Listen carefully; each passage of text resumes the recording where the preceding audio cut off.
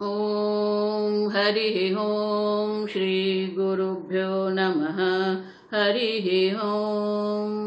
ॐ शन्नो मित्रः शं वरुणः शन्नो भवत्वर्यमा शन्न इन्द्रो बृहस्पतिः शन्नो विष्णुरुक्रमः। नमो ब्रह्मणे नमस्ते वायो त्वमेव प्रत्यक्षं ब्रह्मासि त्वमेव प्रत्यक्षं ब्रह्म वदिष्यामि ऋतं वदिष्यामि सत्यं वदिष्यामि तन्मामवतु तद्वक्तारमवतु अवतु माम् अवतु वक्तारम्। ॐ शान्ति शान्ति शान्तिः। ॐ सहना भवतु सहनौ भुनक्तु सह वीर्यं करवावहै तेजस्विनावधीतमस्तु मा विद्विषावहै। ॐ शान्ति शान्ति शान्तिः। सदाशिवसमारम्भां शङ्कराचार्यमध्यमाम् अस्मदाचार्यपर्यन्तां वन्दे गुरुपरम्परां। श्रुतिस्मृतिपुराणानाम् आलयं करुणालयं नमामि भगवत्पादं शङ्करं लोकशङ्करं शङ्करं शङ्कराचार्यं केशवं बादरायणं सूत्रभाष्यकृतौ वन्दे भगवन्तौ पुनः पुनः। ईश्वरो गुरुरात्मेति मूर्तिभेदानां दक्षिणामूर्तये नमः।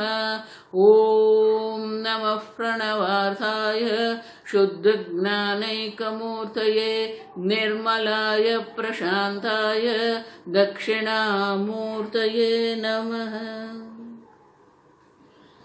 ॐ नमः श्रीशङ्करानन्द गुरुपादाम्बुजन्मने सविलासमहामोह ग्राहग्रासैककर्मणे।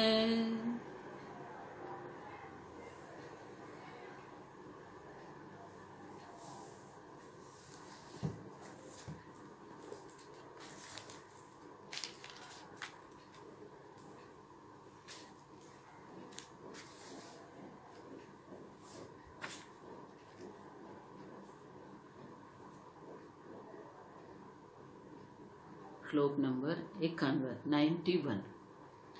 उपमृद्नाति चित्तं चेत् ध्यातासौ न तु तत्त्ववित् न बुद्धिमर्दयन् द्रष्टः घटतत्त्वस्य वेदिता।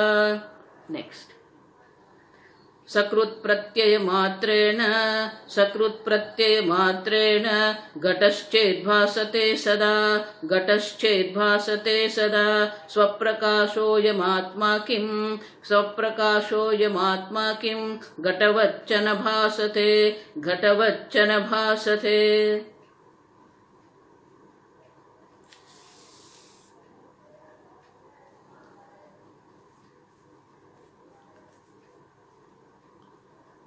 उपमृद्नाति चित्तं चेत् ध्याता असौ न तत्त्ववित्। ब्रह्म ज्ञान के बाद अपरोक्ष ज्ञान जब प्राप्त होता है, अपरोक्ष ज्ञान में जब निष्ठा हो जाती है तो कहते हैं साधना ने आगे हमने देखा व्यवहारिक दृष्टि से जो साधन है वो साधन से व्यवहार होता रहेगा और ब्रह्म ज्ञान के लिए किसी भी प्रकार से कोई भी विघ्न या निरोध नहीं है।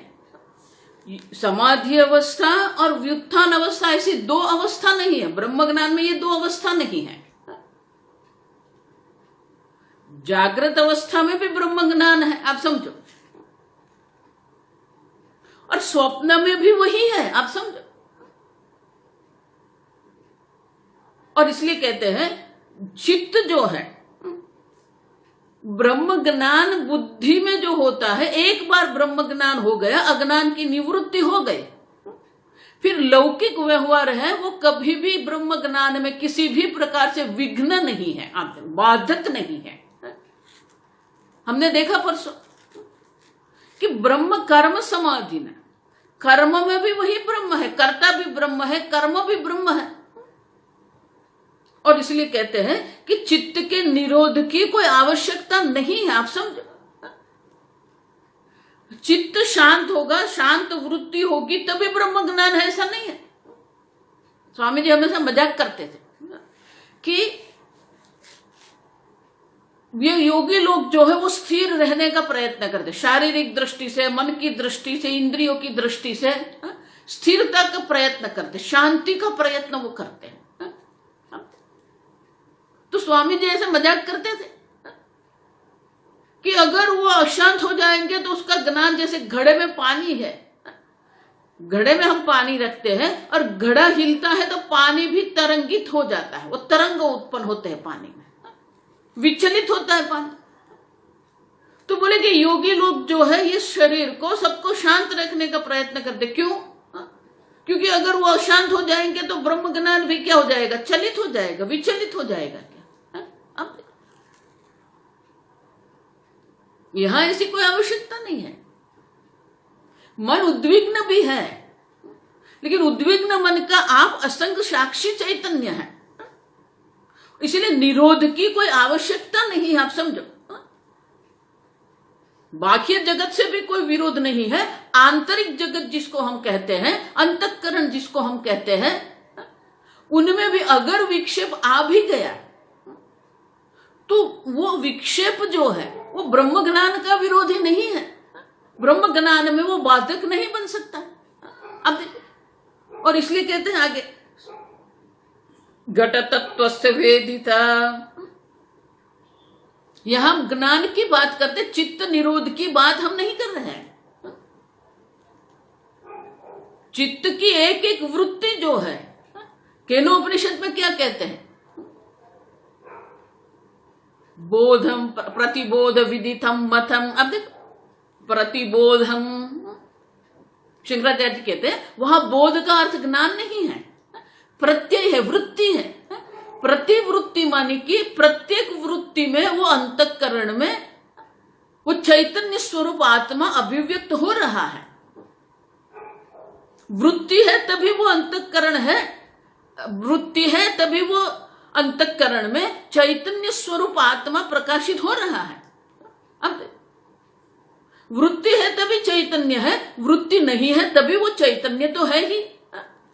प्रतिबोध विदित, प्रत्येक वृत्ति में हमें वो चैतन्य को जानना है। आप समझो, वृत्ति कोई भी हो सकती है। इसीलिए भागवत में क्या कहते हैं, आपकी वृत्ति कैसी है ये महत्व का नहीं है। आप देखो, ये आपके वृत्ति के गर्भ में कौन है? अगर आपकी वृत्ति के घर में भगवान है, फिर वो वृत्ति ईर्ष्या है, वो वृत्ति क्रोध है, वो वृत्ति शत्रु भाव है, उनके कोई संबंध नहीं है। अब देखो, शत्रु भाव से भी अगर आप ईश्वर का चिंतन करते हैं तो आपकी वृत्ति के गर्भ में ईश्वर है। आप देखो, येन केन प्रकारेण आपकी वृत्ति के घर में अगर ईश्वर है तो आपका कल्याण अवश्य होना है। इसीलिए तो जय विजय को जब श्राप मिला तो वो श्राप के लिए 4 सनक सनंदादि जो ब्रह्मचारी ज्ञानी थे वो वैकुंठ लोक में गए, द्वार पर जय विजय थे द्वारपाल के रूप में। तो वहां कह दिया आप अंदर नहीं जा सकते, अभी रोक दिया। तो गुस्सा आ गया, श्राप दे दिया 7 जन्मों तक। अब आप वैकुंठ लोक से दूर रहेंगे। तो दोनों ने विनंती कर दी, हमने अयोग्य आपके साथ व्यवहार किया है, अयोग्य व्यवहार हमारा हुआ है, भगवान वहां आ गए तो भगवान से विनती कर दी, भगवान कुछ करो, ये श्राप से मुक्ति दिला दो। तो भगवान ने सनक सनंदी जो है, बटुक है, आप देखो, तो एक विकल्प दिया। आप देखो, ये हम शास्त्र पढ़ते हैं लेकिन उनके पीछे जो संदेश है, जो उपदेश है, वो हमें समझना है। तो सनक सनंदी ने विकल्प दिया कि आपके पास 2 विकल्प है, या तो 7 मनुष्य जन्म आपको मिलते हैं, या तो फिर 3 भगवान असुर जन्म जिसमें आप भगवान के शत्रु रहेंगे। अब तो भगवान के शत्रु बनने को तैयार हो गए, जय विजय। क्यों? क्योंकि ये मनुष्य, ये अंतःकरण जो है ना, ये मन का एक स्वभाव है। जिसके प्रति हमें प्रीति है उनका तो हम चिंतन करते हैं, लेकिन जिसके प्रति हमारे मन में द्वेष भाव होता है, शत्रु भाव होता है, उनका चिंतन अधिक होता है। और इसीलिए 3 शत्रु रूप से असुर जन्म स्वीकार कर लिया। हिरण्यकश्यप, हिरण्याक्ष, रावण और कुंभकर्ण, शिशुपाल, दंतवक्त्र। अब देखो, क्योंकि वो चिंतन किसका करते थे? शत्रु भाव से ईश्वर का चिंतन। उनके चिंतन के वृत्ति के गर्भ में ईश्वर थे। महत्व का ये है, आप समझो, आपकी वृत्ति किस प्रकार की है वो महत्व का नहीं है। आपकी वृत्ति को शांत करना ये महत्व का नहीं है। भक्ति और वेदांत जो है योग से बिल्कुल विरुद्ध है। विशेष प्रकार की वृत्ति मन में रखना ये वेदांत भक्ति नहीं है।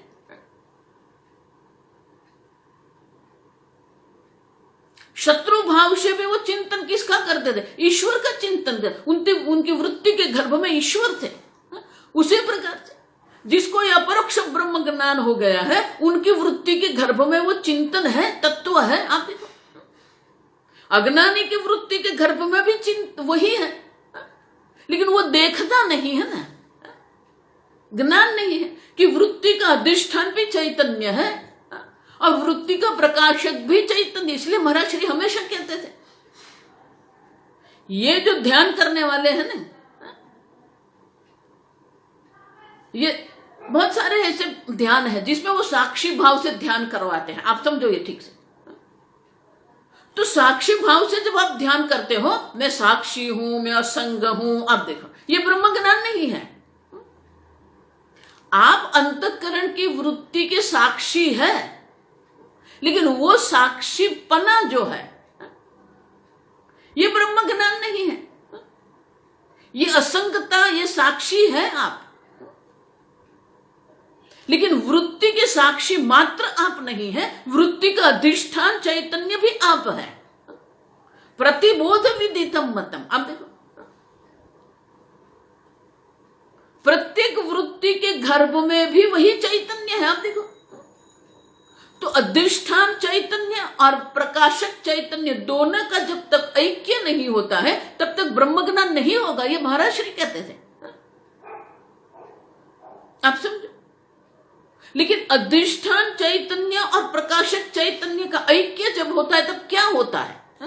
देखो, ये बहुत सूक्ष्म बात है। अधिष्ठान चैतन्य भी है, प्रकाशक चैतन्य भी है, लेकिन वृत्ति के गर्भ में भी चैतन्य है। आप समझो। तो वृत्ति का विषय भी क्या है? अखंडाकार वृत्ति जो है, प्रतिबोध विदितम मतम, तीनों एक ही है। वृत्ति का विषय भी चैतन्य ब्रह्म है, वृत्ति का अधिष्ठान भी चैतन्य ब्रह्म है, और वृत्ति का प्रकाशक जो है वो भी अधिष्ठान ब्रह्म, वो भी ब्रह्म चैतन्य है। आप देखो, अब तीनों यही है, तो निरोध करने की आवश्यकता कहां पड़ेगी आपको?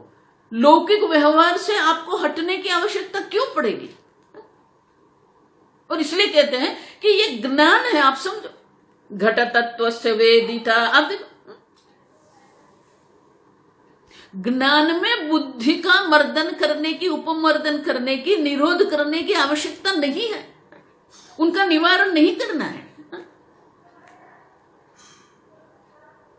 और इसलिए कहते हैं आगे, सकृत प्रत्यय मात्रेण घटश्चेद भासते सदा। अब देखो, सकृत, सकृत माने एक बार, प्रत्यय मात्रेण, एक ही प्रत्यय की आवश्यकता है।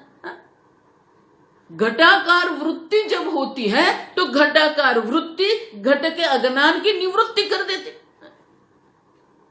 अब देखो, तो एक बार घट के अज्ञान की निवृत्ति हो गई, घटश्चेद भासते सदा, फिर वो घट का ज्ञान है, सदा रहेगा, वो ज्ञान जाएगा नहीं। अब विक्षिप्त भी हो जाएंगे, फिर भी ये घट ज्ञान है वो जाएगा क्या? नहीं जाएगा। समझ रहे हो? तो ये अन्य बाह्य पदार्थ जो है, उनके ज्ञान एक बार अज्ञान की निवृत्ति हो गई, एक बार ये घट है ऐसा ज्ञान हो गया, फिर आपकी बुद्धि की कैसी भी हो, वो घट ज्ञान की निवृत्ति नहीं होती। तो ये बाह्य जगत में ऐसा है, तो आत्मा तो कैसा है? स्वयं स्वप्रकाश है यम आत्मा। आप स्वतः सिद्ध स्वप्रकाश चैतन्य आत्मा आप स्वयं है। वृत्ति का प्रकाशक भी आप है, वृत्ति का अधिष्ठान भी आप स्वयं चैतन्य स्वरूप है। और उनका जब आपको ज्ञान हो जाता है, फिर उनकी निवृत्ति की कोई संभावना नहीं है। आप समझो, विशेष वृत्ति या विशेष अवस्था हमें आवश्यक नहीं है।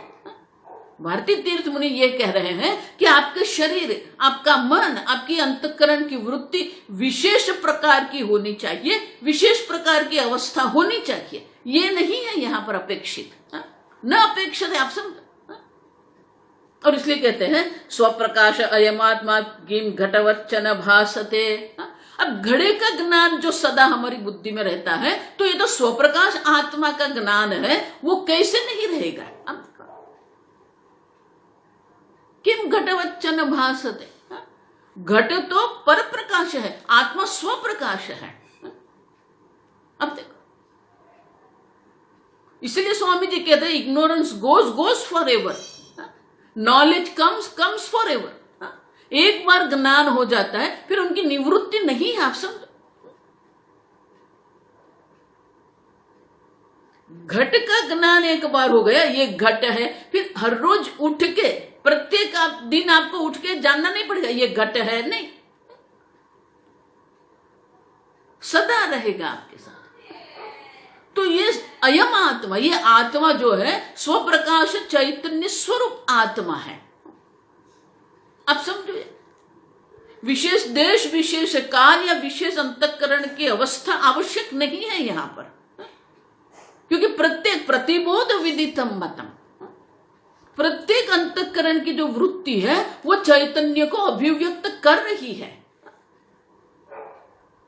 अब समझ, और प्रत्येक वृत्ति में अगर आप ये चैतन्य को देख रहे हैं, समझ रहे हैं, तो विशेष अवस्था की अपेक्षा कहां रहेगी आपको? ये जितने भी लोग हैं आजकल के, जो ये नए नए जो संप्रदाय है, पिछले 30 वर्षों में जो ये संप्रदाय आरंभ हुआ है,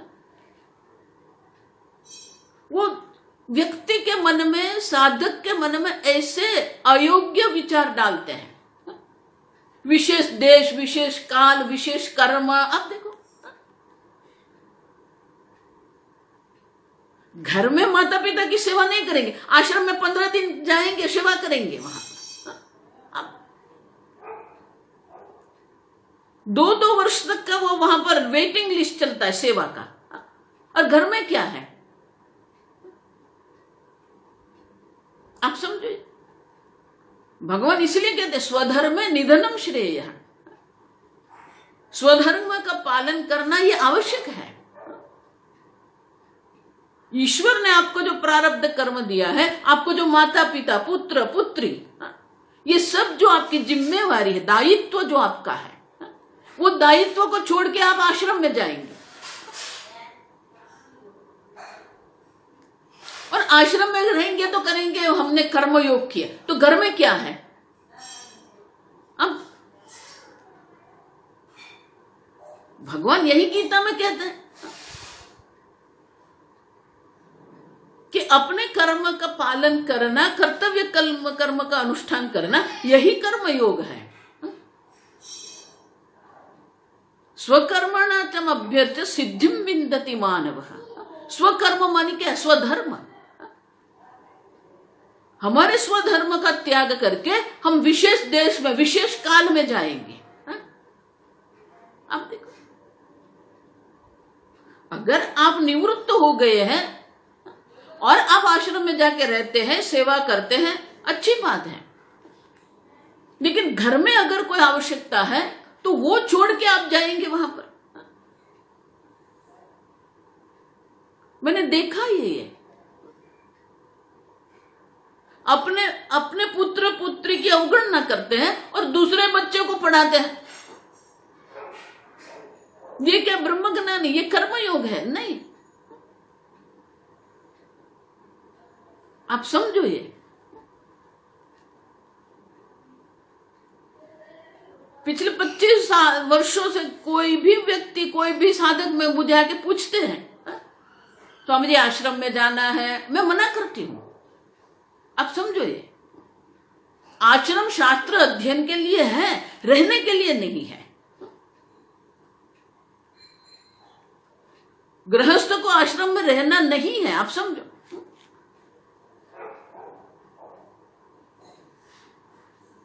आश्रम गृहस्थ के लिए है ही नहीं। वहां जाएंगे। मेरा एक ही वाक्य है सबको, आपके घर में 5 का संसार है, आप आश्रम में जाएंगे, वहां 500 का संसार है। कौन आया, कौन गया, क्यों आया, कैसे आया, कब आया, अब ये आपका काम है क्या? यहां भी संसार, वहां भी संसार ही है। आप जहां है वहां बैठ के आप शास्त्र चिंतन करो, आप जहां है वहां बैठ के ही आप भक्ति करो। आप समझो ये ठीक से। और इसलिए कहते हैं कि एक विशेष देश विशेष कर्म नहीं है, बुद्धि का उपमर्दन नहीं करना है, क्योंकि आत्मा स्वप्रकाश चैतन्य है। स्वप्रकाश अयम आत्मा किम घटवच्च न भासते। आप देखो, ये स्वप्रकाश आत्मा, आप स्वयं स्वतः सिद्ध स्वप्रकाश चैतन्य है आप। और उनका ज्ञान एक बार हो गया, वो कैसे निरुद्ध हो जाएगा? कैसे हो जाएगा? नहीं होगा। बुद्धि की कोई भी अवस्था होगी, ज्ञान नहीं जाएगा आपका, सदा रहेगा। सदा शब्द है यहां पर, आप देखो। और इसलिए कहते हैं कि क्यों वो प्रतीत नहीं, क्यों न किम न भासते, क्यों ये आत्मज्ञान प्रतीत नहीं होगा? होगा। मैं अखंड एक असंग चैतन्य स्वरूप, ये ज्ञान कभी भी नहीं जाएगा।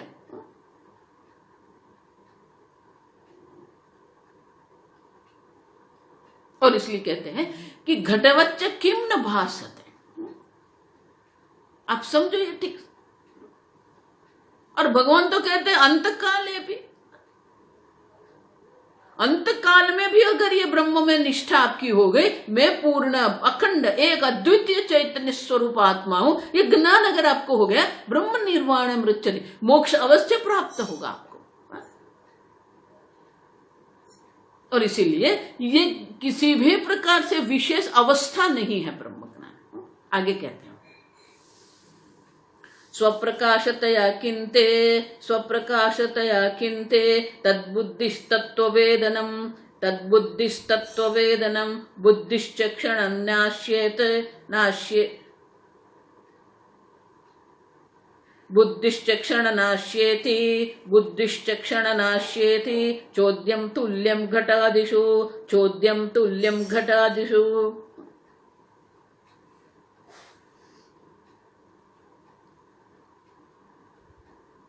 तो बोले ठीक है, लेकिन बुद्धि की वृत्ति में अभिव्यक्त हो रहा है ये चैतन्य स्वरूप आत्मा। आप अगर कह रहे हैं तो बुद्धि की जो वृत्ति वो तो क्षणिक है, अगर वो क्षणिक वृत्ति है तो आपका ज्ञान भी क्षणिक हो जाएगा।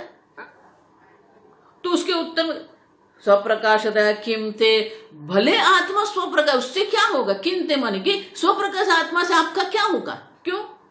बुद्धिस्तत्व वेदनम। अब देखो, बुद्धि में आपको, अंतःकरण में आपको ब्रह्म ज्ञान होगा, लेकिन अंतःकरण की वृत्ति तो क्षणिक है। बुद्धिश्च क्षणनाशी इति, क्षणनाशी, एक क्षण रहती है।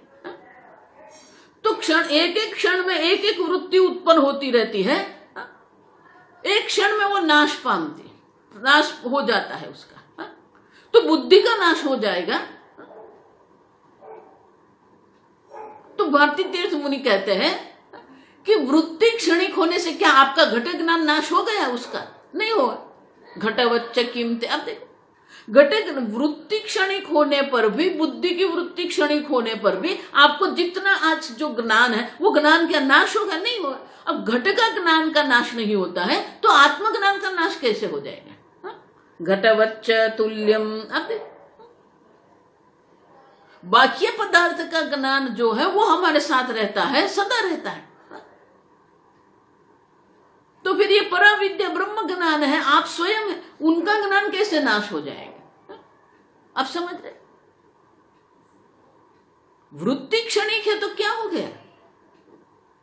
वृत्ति है तभी चैतन्य स्वरूप आत्मा है। वृत्ति के अभाव में भी वही क्षणिक आत्मा, वो जो क्षणिक वृत्ति है उनका नाश हो जाएगा। लेकिन दो क्षणिक वृत्ति के मध्य में जो वृत्ति का अभाव है वहां भी तो स्वप्रकाश चैतन्य आत्मा है ना। अब अंगना अंगना अंतरे माधव। अब अंगना गोपी, एक गोपी है, दूसरी गोपी है, मध्य में वो माधव है। एक वृत्ति है, वृत्ति शांत हो गई, चैतन्य स्वरूप आत्मा है, दूसरी वृत्ति उत्पन्न हो गई।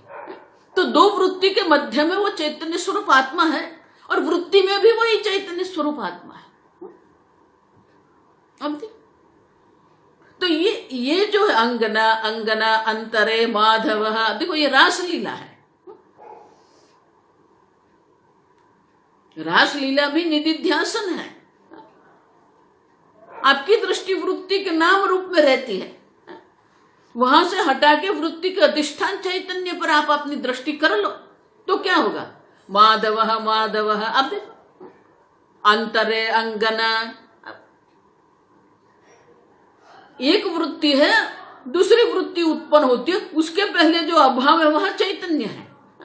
अब क्या देखो, चैतन्य स्वरूप आत्मा है, वृत्ति उठती है, वृत्ति शांत हो गई, चैतन्य स्वरूप आत्मा है। आपकी दृष्टि वृत्ति से आप चैतन्य पर हटा दो, आपकी दृष्टि अंगना पर है, वहां से हटा के आपकी दृष्टि कहां कर दो? माधव पर कर दो आप।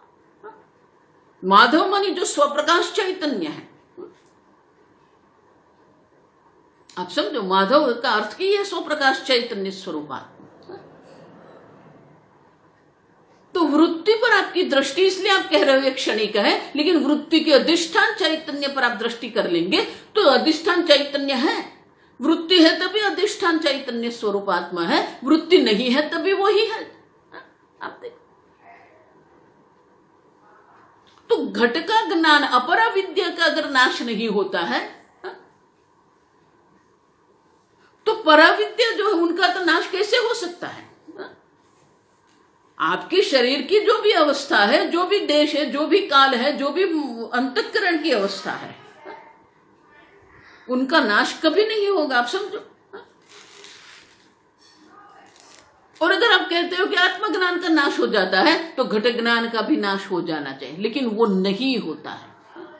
अब घट ज्ञान का नाश नहीं होता है तो फिर आत्मज्ञान के नाश की तो कोई संभावना है ही नहीं। आप समझो, क्योंकि वो आप स्वयं हो। अयम आत्मा, अयम मानी अपरोक्ष, साक्षात अपरोक्ष आत्मा आप स्वयं है, और इसलिए उनके ज्ञान के नाश की कोई संभावना नहीं है। आगे, घटादौ निश्चिते बुद्धिः, घटादौ निश्चिते बुद्धिः, नश्यत्येव यदा घटः, नश्यत्येव यदा घटः, इष्टो नेतुं तदा शक्यः, इष्टो नेतुं तदा शक्यः, इति चेत् सममात्मने, इति चेत् सममात्मने।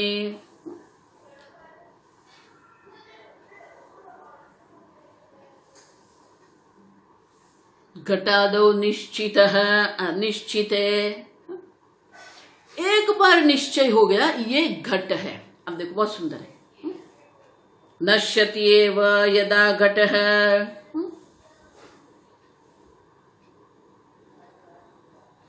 वो घट ज्ञान हुआ आपको, वो अंतःकरण की वृद्धि नष्ट हो गई, नश्यति बुद्धि ही। लेकिन जब भी आपको घट का काम पड़ता है तो वो क्या होगा, यदा घटः इष्टः, तो वो घट ज्ञान आपके पास आ जाएगा। एक बार आपको घट ज्ञान हो गया, वो बुद्धि चली गई, ठीक है, लेकिन वो ज्ञान तो है, आप समझो, चित्त में वो ज्ञान है। और इसलिए जब आप कहीं कुछ दूसरे कमरे में जाएंगे, घड़ा कहाँ है ढूंढना है। अब देखो, अब घड़े को ढूंढने आप जाएंगे तब वो ज्ञान वापस आ जाएगा, ये घड़ा है। अब देखो, इष्टः नेतुं तदा शक्यः, अब देखो,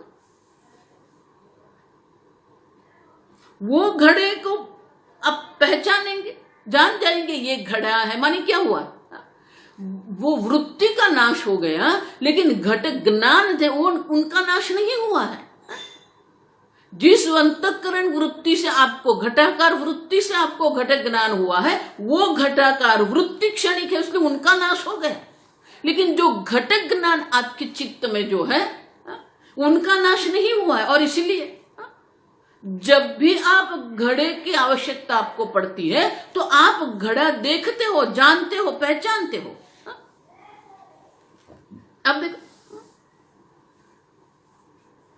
शक्य है, अब देखो, इष्ट घट, जब ये घड़े की इच्छा होगी, घड़े का साथ व्यवहार की आवश्यकता पड़ेगी, तब आप वो कहेंगे ये घड़ा है, माने कि आप जानते हो। ये सिद्ध करता है कि घटाकार वृत्ति नाश हो गया, घटाकार वृत्ति का नाश हो गया, लेकिन जो घट ज्ञान था उनका नाश नहीं हुआ है।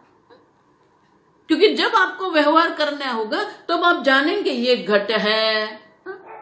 उसी प्रकार से समम आत्मनि, आत्मनि माने सभी सप्त, आत्मनि माने विषय सप्तमी है, आत्मा के बारे में भी वैसा ही है। और आत्मा तो आप स्वयं है, आप देखो,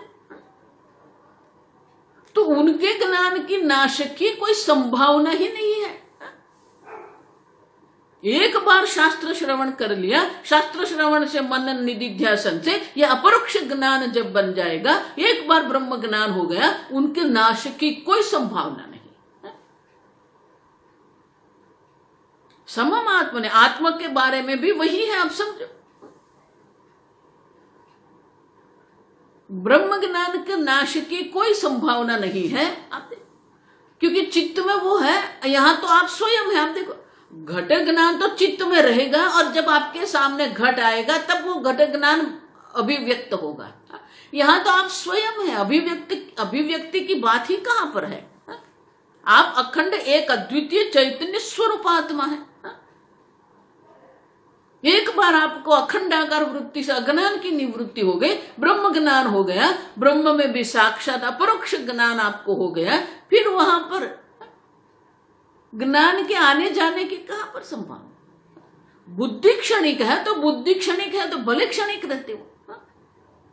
घट का ज्ञान नाश नहीं होता है तो आत्मज्ञान की नाश की तो संभावना ही कहां पर है, आप समझो।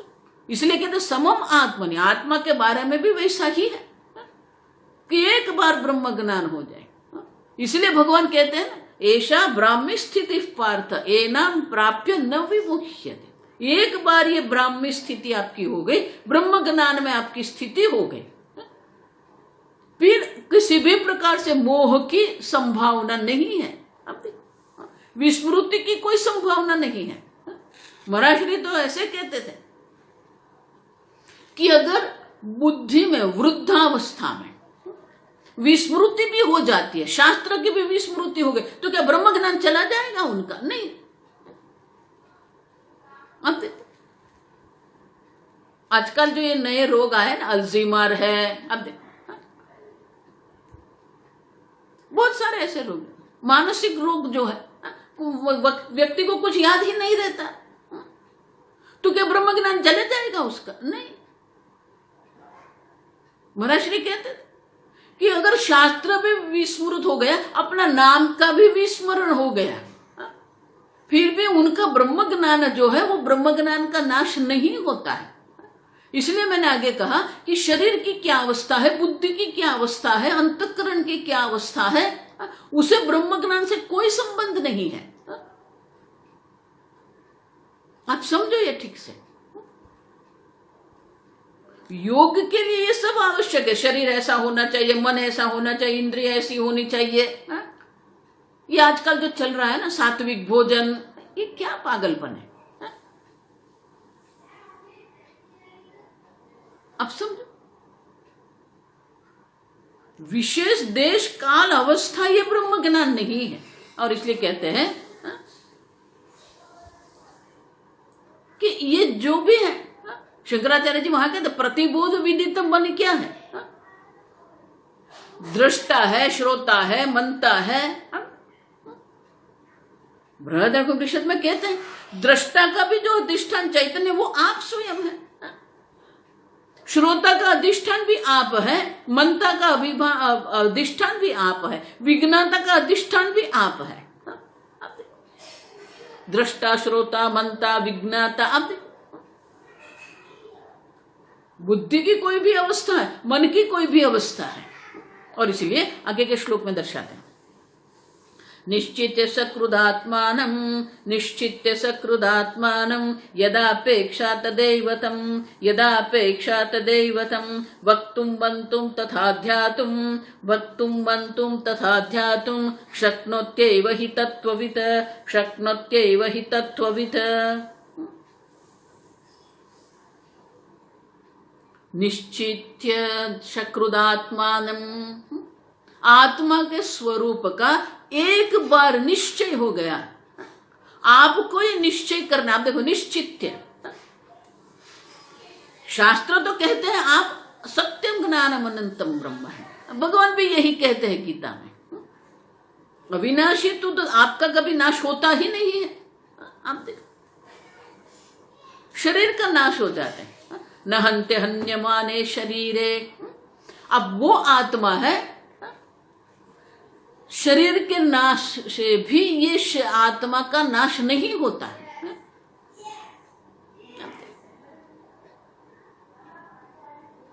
तो ये ब्रह्म ज्ञान निश्चित निश्चय आपको करना पड़ेगा। मैं पूर्ण ब्रह्म स्वरूप हूं, आपको ये निश्चय करना है।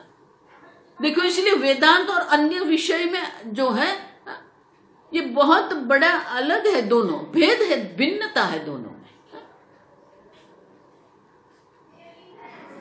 अगर आपको निश्चय करना है तो आपको ही करना पड़ेगा। किसी के निश्चय पर अगर आप चलते रहेंगे तो आपकी जो निश्चयात्मिक अंतःकरण वृत्ति जो है वो क्या करेगी? हम देखो, इसीलिए आजकल का जो ये एक आधुनिक जो एक व्यवहार है, लौकिक व्यवहार जो ये बहुत अलग है। सब स्थान पर हम हमारी बुद्धि का उपयोग करने की हमें आवश्यकता पड़ती ही नहीं है। क्यों? कंसल्टेंसी। अब देखो, कंसल्टेंसी माने क्या है? घर बनाना है, आर्किटेक्ट है, घर बनाना है, कॉन्ट्रैक्टर है, स्वास्थ्य की समस्या है, डॉक्टर है, कोई कानूनी समस्या बन गई, वकील है। तो अन्य के निश्चय पर हम चल रहे हैं। आप देखो, स्वामी जी कहते थे कि हमें अन्य के निश्चय पर चलने की एक आदत बन गई है। अपने आप में हम निश्चय नहीं करते।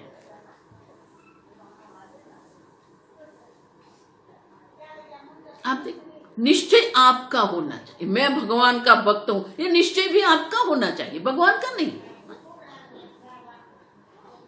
मैं पूर्ण अखंड ब्रह्म स्वरूप हूं, ये निश्चय आपका। निश्चित्य सकृत, एक बार तो निश्चय कर लो आप। हम आगे देख के गए कि झूठ मूठ ही आप निश्चय निश्चय कर लो मैं पूर्ण ब्रह्म हूं। किसी भी प्रकार की मर्यादा अल्पता मुझ में नहीं है। जो अल्पता है, जो मर्यादा है, वो शरीर की है, अंतःकरण की है।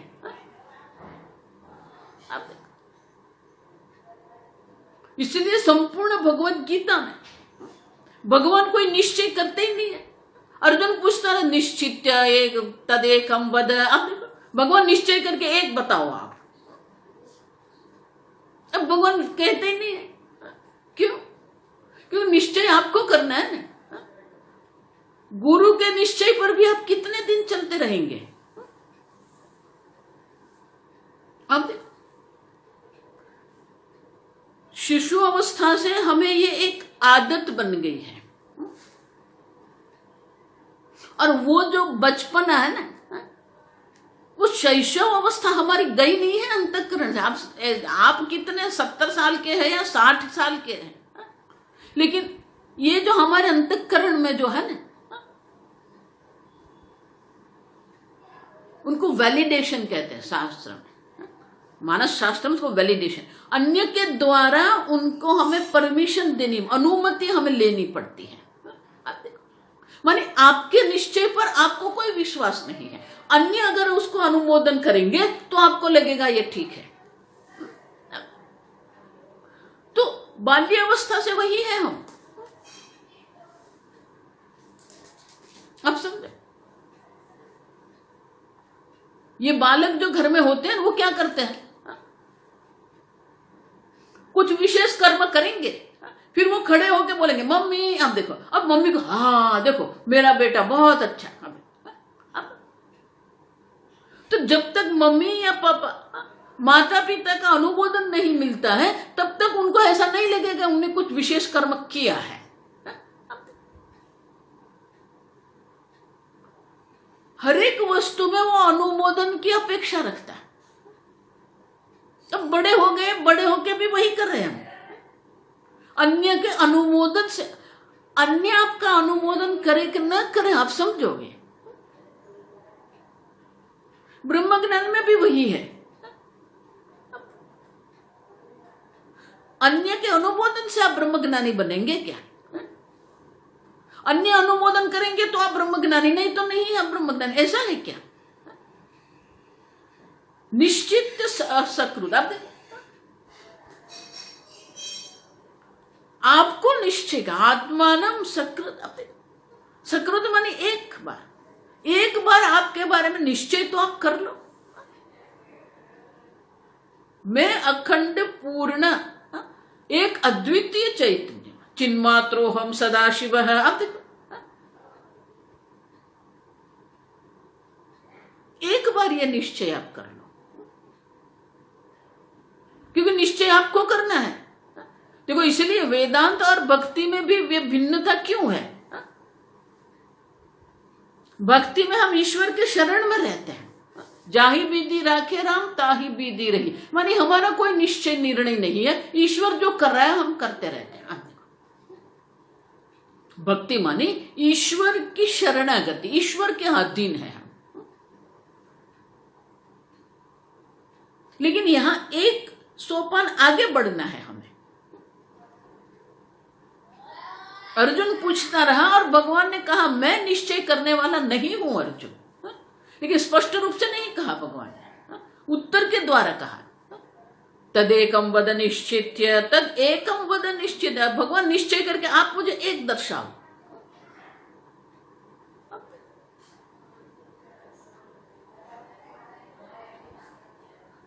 कर्मयोग हो या भक्ति हो, आप निश्चय करो और आपके निश्चय पर आप चलो।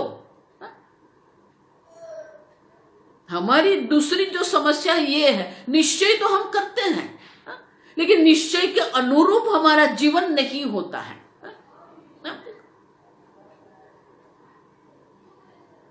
हम ही निश्चय करते हैं अभी हर रोज वेदांत श्रवण करना है, अभी प्रत्येक दिन मैं ध्यान करूंगा।